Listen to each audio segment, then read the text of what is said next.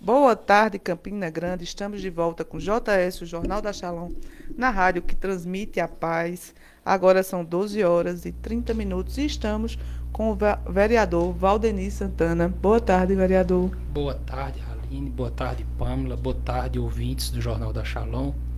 E estamos aqui para, como eu costumo e falo reiteradamente, as pessoas não são obrigadas a saber o que o vereador tem feito, o que nós estamos fazendo como parlamentar, mas nós somos obrigados a divulgar, a falar das nossas ações. Então, quando eu recebi o seu convite, prontamente disse, estarei à disposição, porque temos que divulgar e prestar contas à sociedade do que estamos fazendo na casa de Félix Araújo. Vereador, o senhor está em três comissões na Câmara, duas que o senhor é presidente, não é isso? A de Finanças e o Desenvolvimento Econômico. Duas pastas bem complicadas, né? E eu escutei uma frase do senhor que o senhor disse que ia incomodar muita gente, né? Ia tirar o pessoal da zona de conforto. Essa é a ideia, porque existe diz a lenda, diz a lenda que as comissões temáticas da Câmara não saem do papel. Uhum. E eu assumi a presidência da Comissão de Comércio, de Indústria, Comércio e Desenvolvimento Econômico, e assumi a presidência da Comissão de Orçamento, onde se discute onde devem ser alocados os recursos do município. Geralmente é tradicional que funcione a CCJ, a Comissão de Constituição e Justiça, e a Comissão de Orçamento, porque existem aquelas audiências públicas e ali é discutido o plano plurianual, a lei de diretrizes orçamentárias e a lei orçamentária anual. Então, via de regra, essas duas comissões elas sempre exercem o seu papel.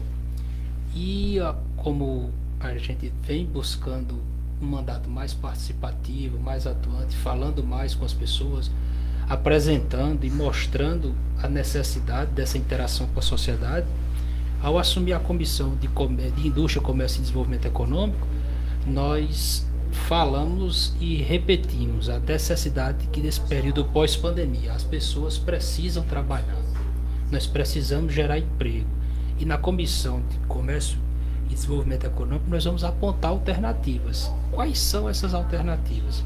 Inicialmente nós estamos propondo que as praças, o prefeito Romero construiu várias áreas de convivência, que essas praças sejam ocupadas por quiosques, de forma padronizada, de forma organizada, ordeira, disciplinadamente, para não ficar uma bagunça. Mas eu sou inquieto com espaços públicos ociosos. Eu acho que a gente não pode. A Câmara aprovou recentemente uma doação de uma área, de um terreno para uma indústria de motos que vai se instalar ali no Aloysio Campos.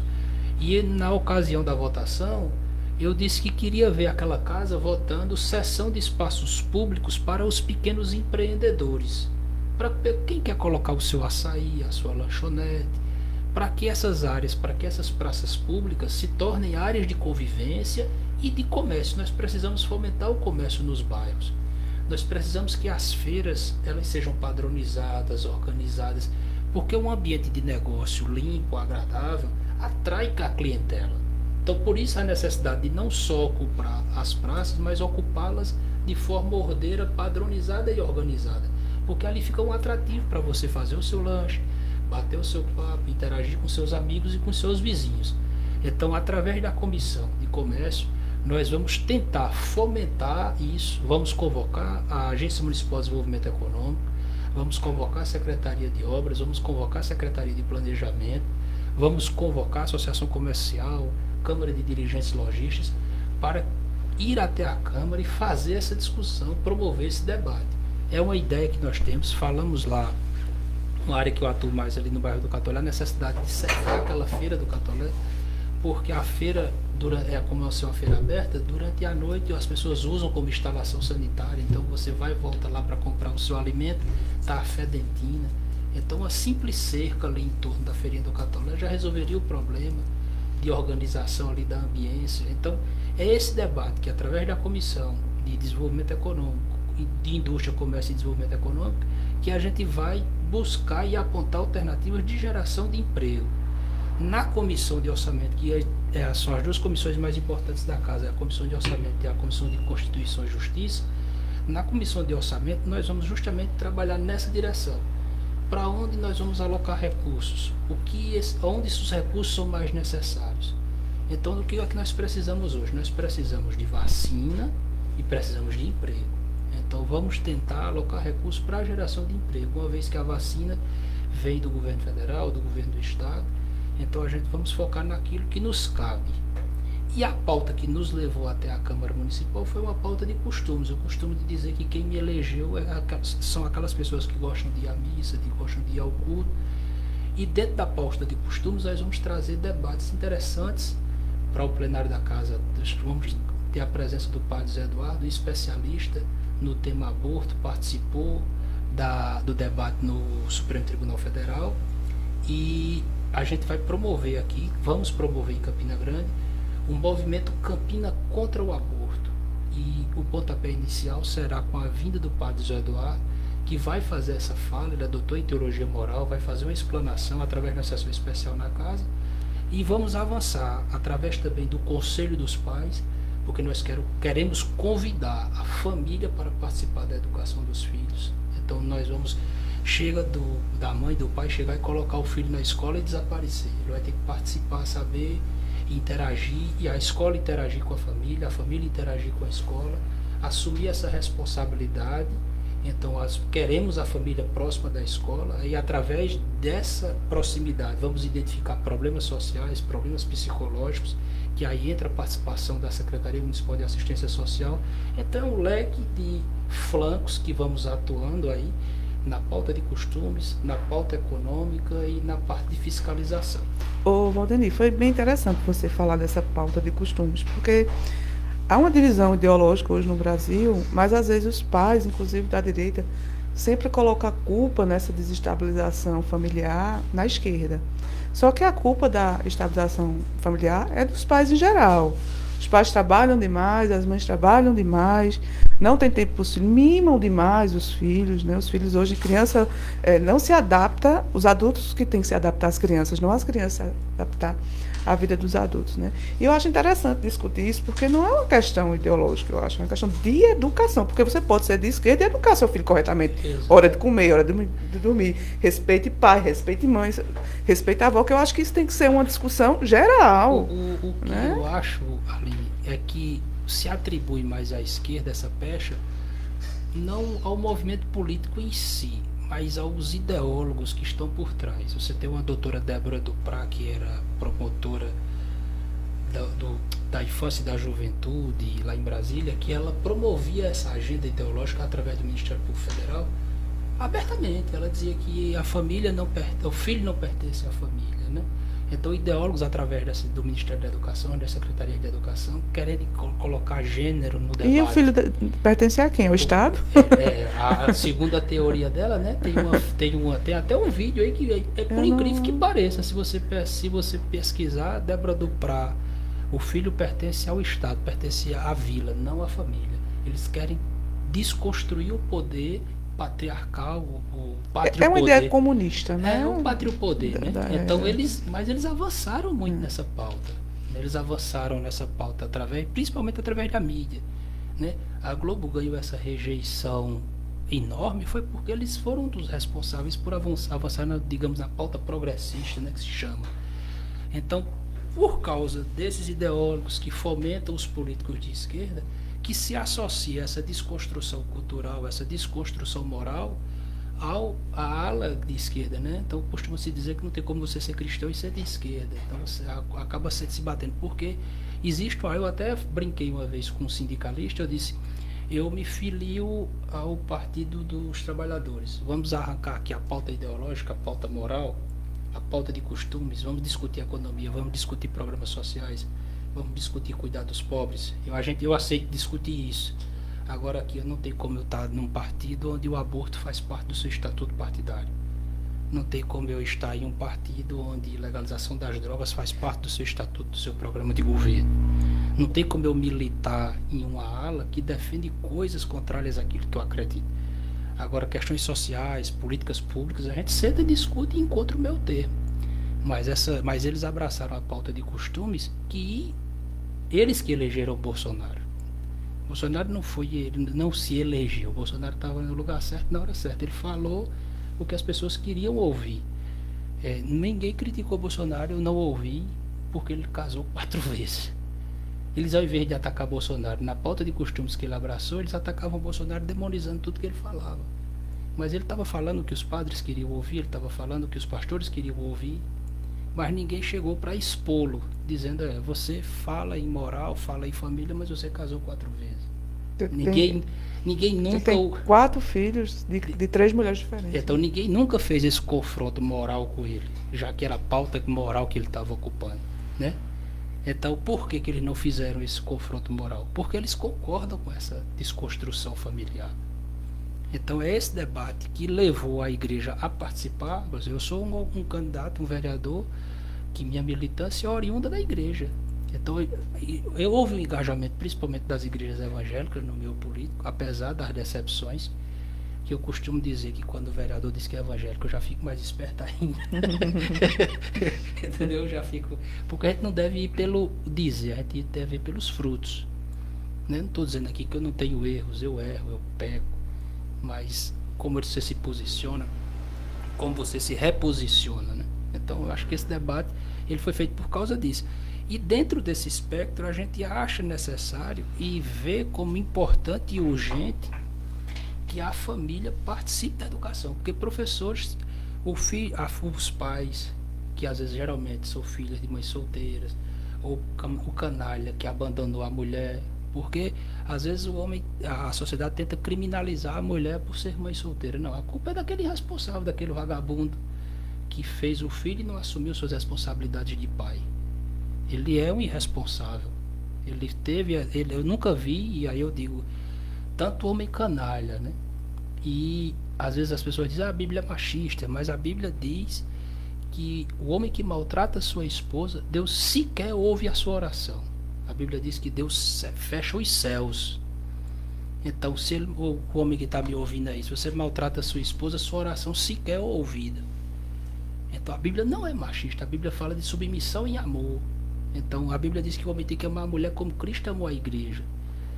Então o homem que maltrata a esposa, a Bíblia que o movimento progressista, que esses movimentos sociais dizem ser um instrumento machista, que subjuga a mulher, isso é uma mentira. Isso é uma inverdade. Eles não conhecem o texto bíblico. O texto bíblico diz que o homem que maltrata a sua esposa, a oração dele sequer é escutada. Então essas pessoas precisam compreender e entender. Às vezes até por falta de pastores qualificados para orientar e ensinar, né? É verdade. O Valdemir, sua essência é finanças, né? Você é do Banco do Brasil. Eu perguntei hoje na Câmara e vou perguntar de novo. Sobre a greve dos bancários do BBB, a paralisação, né? Que vai ter. Foi a paralisação hoje, mas antes de vir para cá, eu fui visto que suspenderam a paralisação. Ah, foi? Eu não cheguei, eu estava na rádio. Você quem vai me localizar agora. Foi suspensa, como eu falei. Existe um sinal. Pronto, o governo Bolsonaro ele está dando um sinal trocado, né? Dando a seta para a direita e está entrando para a esquerda. Eles na Caixa, nós temos 2 bancos públicos, a Caixa Econômica Federal e o Banco do Brasil. A Caixa Econômica está aumentando o número de agências, 75 agências novas, uma inclusive lá no Bar Valentina. Já no Banco do Brasil, eles estão reduzindo o número de agências, reduzindo comissões, reduzindo funções, prejudicando todo o corpo pessoal. Ia ter uma paralisação hoje, mas eles suspenderam. E o pior, essa reestruturação feita no Banco do Brasil foi feita sem o consentimento do presidente da República. Então, é mais uma crítica que eu faço ao presidente. Como é que você está na caneta, você é o gestor do país e o ministro da Economia, junto com o diretor do banco, passa por cima de sua autoridade. Então, a reestruturação, que ele até ameaçou demitir, mas não sei em que fim vai terminar essa discussão. Então, e existe esse debate em torno da necessidade de, não, mas não é competência do Estado ter banco público, não é competência do governo ter banco público, tem que ser privado. Ser só privado não é a solução. Eu defendo, beleza, querem que não é competência do governo ter banco, concordo, agora vamos ter 500 bancos, eu quero 500 bancos, eu quero livre concorrência, não é livre mercado? Para você defender o livre mercado, você tem que defender 300 empresas, 400 empresas. Ô Valdemir, mas esses bancos não são importantes para algumas classes sociais? Porque se a gente for depender de banco privado para ter financiamento para casa própria, para o agricultor rural. Concordo. Né? Não, A gente não vai. E eu concordo. Esqueça a casa própria E para o eles pobre. eles são hipócritas. O que eu digo é que eles são hipócritas, porque quem usa o argumento como Paulo Guedes de defender a privatização, se ele fosse defender realmente a privatização, o livre mercado, que eles gostam de defender o livre mercado. Eu defendo o bom senso como conservador. Se ele defendesse o livre mercado, abre o mercado bancário para 500 bancos, que aí você vai ter, o pobre vai ter acesso, porque vai gerar concorrência. Várias fintechs, vários bancos querem ocupar esse espaço. O problema é que existe um conglomerado privado que comanda e que não permite. Existe um conglomerado privado que não quer, o Bradesco não quer, o Santander não quer. E pelo contrário, eles querem que os bancos públicos deixem de existir. Para ir para eles, para eles abocanhar a parte deles. É né? o monopólio. Eles defendem o monopólio, eles não defendem a livre concorrência, o livre mercado. Eles querem que acabar com o monopólio público para ter o monopólio privado. Eles não defendem que sejam 500 bancos. Então, no momento atual, você é a favor, nessa Constituição que a gente vive, nesse modelo de economia que a gente vive, a privatização não seria bom para o Brasil, Não, né? de forma alguma, porque o modelo vai continuar monopolizando. Porque a privatização no Brasil ela é hipócrita. Os defensores da privatização no Brasil são verdadeiros hipócritas. Porque a privatização, como deve ser, se você ler, você vai dizer é fantástico, é o melhor dos mundos. Feito os Estados Unidos, que eu não Né? sei nem quantos bancos aquele lugar tem, né? Mas Exatamente, porque aí você 200 tem a bancos. livre concorrência. Mas aqui não, aqui querem usar para ganhar dinheiro, para ferrar com a comunidade, para ferrar com as pessoas. É para reduzir o número, é para resumir o número de pessoas, é para resumir o número de funcionários, o número de agências. Que é o que está fazendo agora, é né? só O para BBB vai ferrar, fazer, né? né? Você, eu tenho informação aqui que o BB tem lucro líquido ajustado de 3,4 bi no terceiro trimestre, né? Enquanto a economia está devastada, o pessoal está que passando continua. fome. Aí eles botam uma queda de 23,3 na comparação anual, mas continua tendo lucro. E muito. E muito. Você vê que aqui é uma informação dupla, né? Eles continuam tendo lucro, eles continuam ocupando espaço, mas eles querem mais. Entendeu? Eles querem mais. Eles querem ocupar mais espaço. Eles querem ter mais espaço. Então é isso que a gente tem que enfrentar, ocupando os espaços de poder, os espaços públicos, e informando as pessoas para que elas compreendam o que está por trás de tudo isso. Você poderia dizer que você é um homem de direita, conservador, mas consciente? Porque parece que existe uma galera de direita conservadora alienada. Mas Né? eu não me coloco nem no espectro da direita. Eu sou um conservador. O que é o conservador?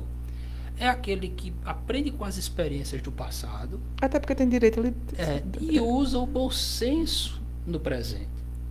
Então, o que é que você vai... Você não pode chegar aqui... Qual seria a saída para as empresas públicas deficitárias como os Correios? Eu acho que seria a abertura do capital. Você chamaria ali a iniciativa privada para participar, mas continuaria com o controle público. E gradativamente, mediante a mudança cultural, mediante a mudança de consciência, você ia repassando essas empresas para a iniciativa privada. Mas isso é um trabalho cultural e de formação. Até porque o Correios é uma empresa que dá lucro, mas não funciona, né? Exatamente. É uma Então, coisa tem que antagônica, né? Tem que fazer esse debate, fazer essa conversa franca e objetiva. O problema aqui no Brasil é todo mundo querendo se dar bem. É todo mundo farinha pouco, meu pirão primeiro, né? Então esse debate foi o que eu falei hoje na Câmara, que me preocupa quando cada um só vê os seus interesses. Não existe um debate racional, não existe um debate dizer vamos conversar aqui sobre isso.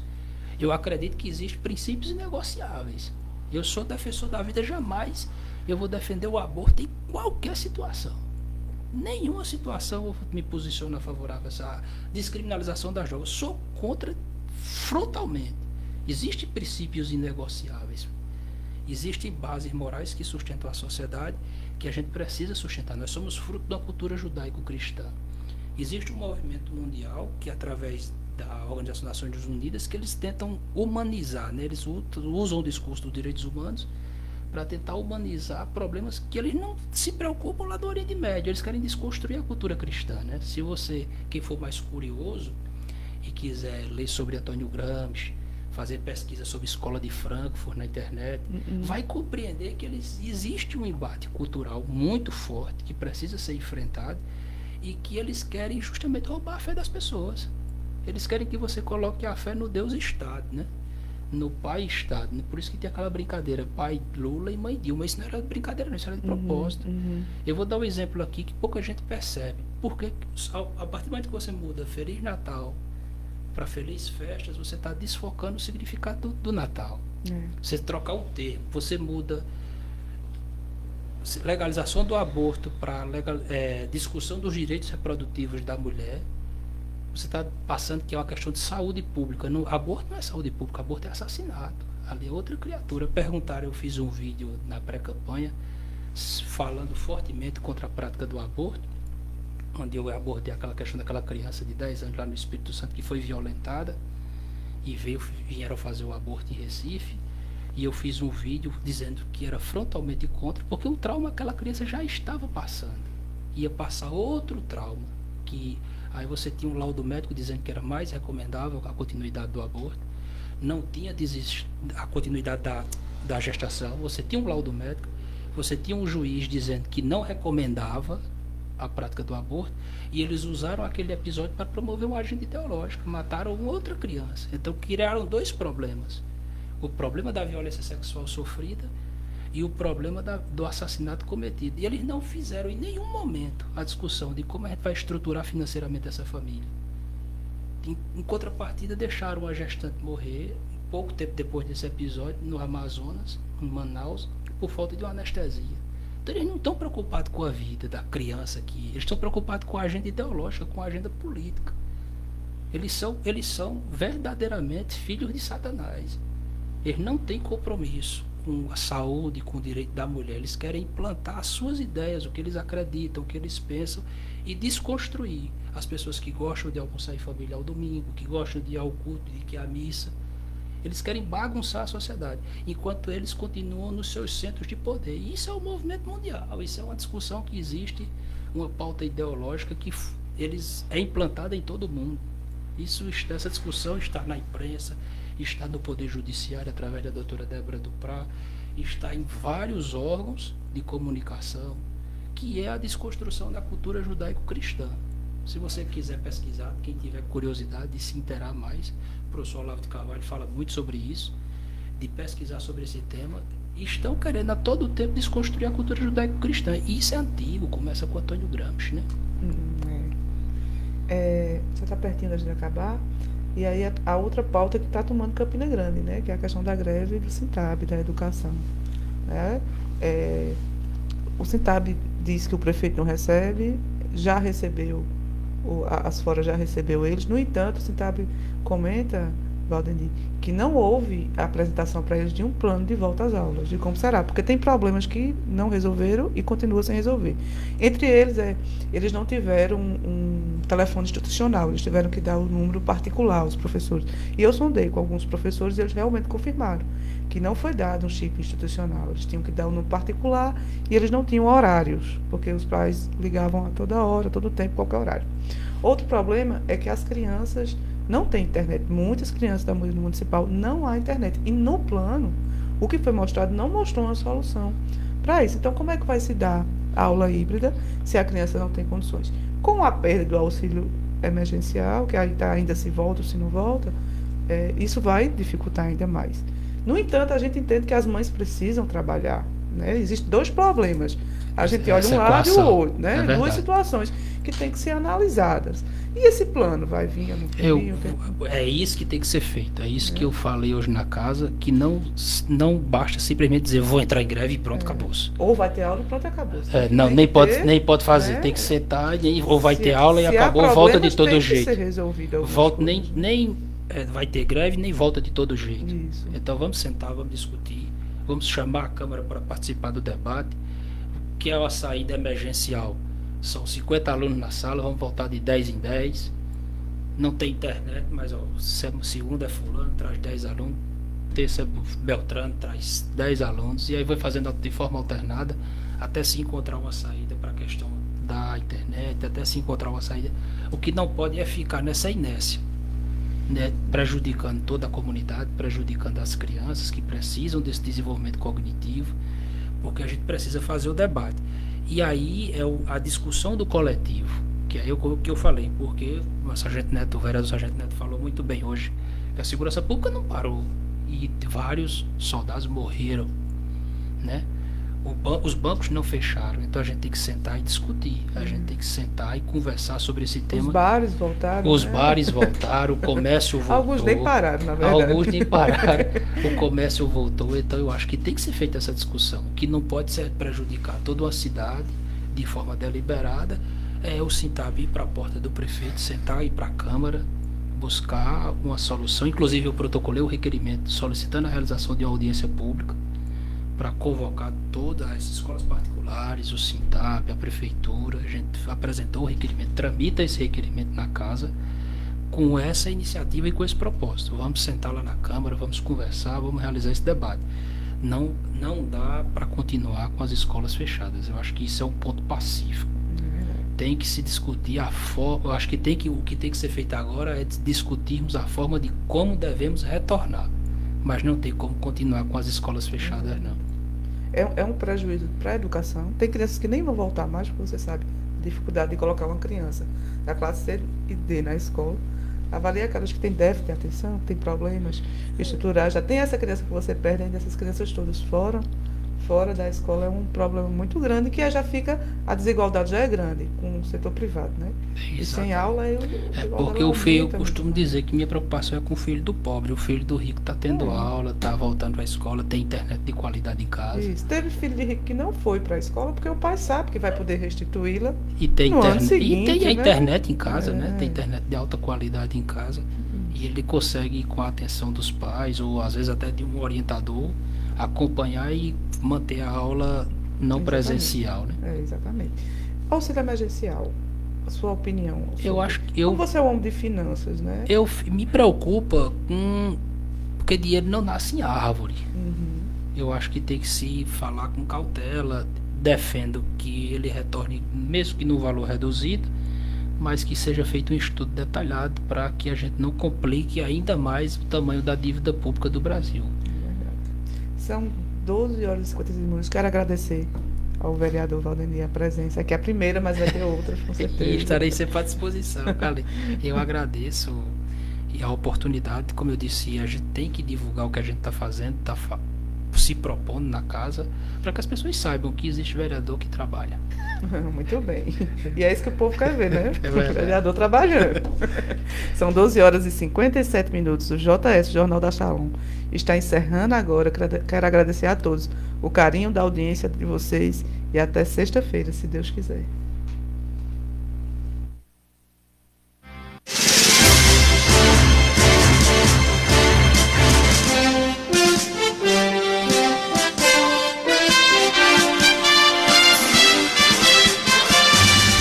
Encerramos por hoje